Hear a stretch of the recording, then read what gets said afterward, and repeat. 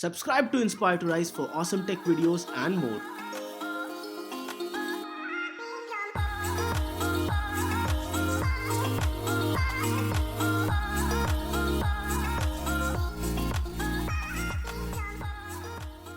Hello folks, this is Aitan Ajha from InspireToRise.com and today we are going to unbox and review the Panasonic P99.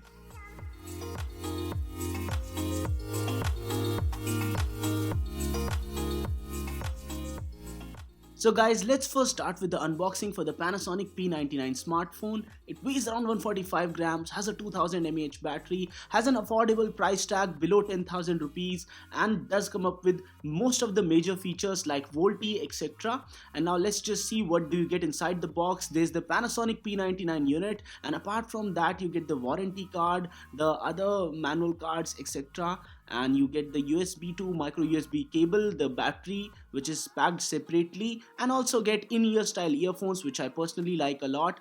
The charging module is 5 volt 1 ampere, so you won't be overcharging your phone anytime soon, and the inbuilt battery of 2000 mAh is good enough. And now let's talk about the build and design of the smartphone. The back of this phone features a beautiful matte finish and has the speaker grill on the back, and if you look at the display, it's a 5-inch 720p display with decent colors and saturation. The maximum brightness is okay to be seen in sunlight but not that much bright. If you look at the front side of the phone, there's the 5 megapixel front camera and the earpiece.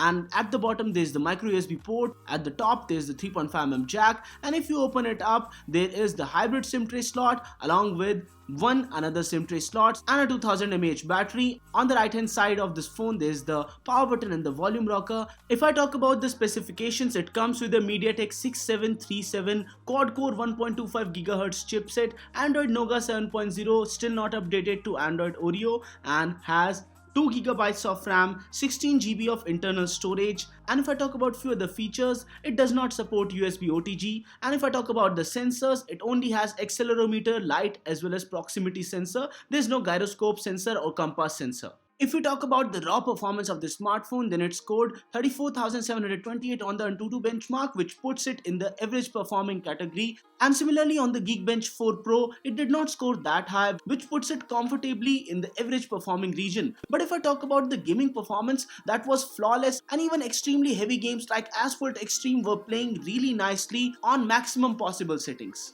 Now let's talk about the camera for this device. It comes with an 8 megapixel primary and a 5 megapixel secondary camera. Both of the cameras support 720p videos at 30 frames per second. There's a professional mode available in the camera application, so that's something appreciable. If I talk about the images taken from the back camera, they were pretty detailed if you think about the fact that it's just an 8 megapixel camera, and the HDR mode also worked quite nicely. If I talk about the front camera's image quality, it was a 5 megapixel one and not that much spectacular. It was a similar case for the videos also, as the 720p 30fps videos taken from the front camera were not as much detailed or smooth as compared to the 720p videos taken from the back camera, but overall if you consider the price range, it's acceptable. If I talk about the user interface of this device, it's a Android 7.0 Nougat based device and has almost stock Android experience, and there are few applications pre-installed on this phone but nothing which you can't uninstall, so +1 for that you can remove the bloatware pre-installed on the phone. And I felt that the phone was smooth during my operation, and if you think about all of the features, if you think about the RAM, it could have been a little bit more. Just 2 GB of RAM might slow down after a year of usage or so, but during my usage I didn't find it to slow down anywhere and the phone was smooth throughout. And now let's test the sound output and playback for this device.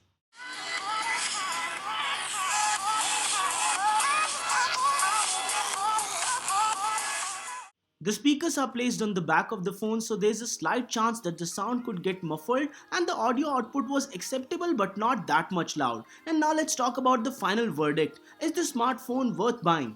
For a price tag of 5,499 rupees, I feel that this smartphone offers a lot of value for money. It does pack a great build and design, has a okay battery which does last through the evening. I used this smartphone for a week or so and I found that it is a perfectly usable smartphone for someone looking to buy something in the budget category. I have to agree that it does not match up against a lot of flagship phones out there, and even some mid-range phones would outperform this. But if you're somebody who is on a tight budget and has to buy something below 6K, this is one of the perfect picks for you, and you can get a stable device in that price range if you opt for the Panasonic P99. So guys, this was it for this video. In case you like this one, don't forget to like this video, do share it with your friends and family, and guys, no matter what you do, stay inspired to rise.